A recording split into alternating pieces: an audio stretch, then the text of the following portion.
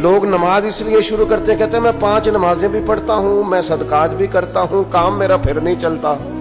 تو میں کہتا ہوں تمہیں پتہ ہی نہیں، نمازی کے لیے تو آزمائش ہے، جتنا جتنا ایمان کامل اتنی اتنی آزمائش بھی زیادہ۔ اور یہ میں اپنے پاس سے نہیں کہہ رہا، حضرت ابو سعید خدری رضی اللہ تعالیٰ عنہ فرماتے ہیں میں نبی پاک علیہ الصلوۃ والسلام کی خدمت میں حاضر ہوا اور حضور کے دست مبارک کو چومنے کے لیے میں نے اپنے ہاتھ جب آگے کیے تو تپش تھی،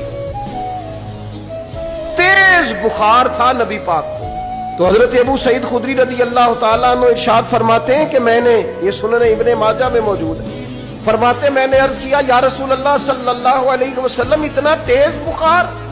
حضور فرمانے لگے ہم پر جو آزمائشیں آتی ہیں نا انبیاء پر، وہ عام لوگوں سے دگنا آتی ہیں۔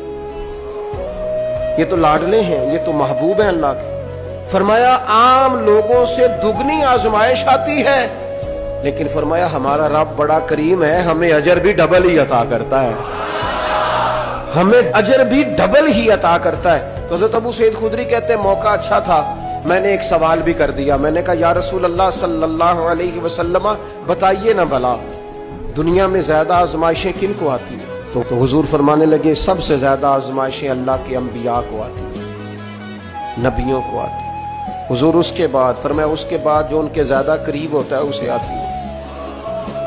لوگ کیا سمجھیں گے امام حسن کی آزمائش کو؟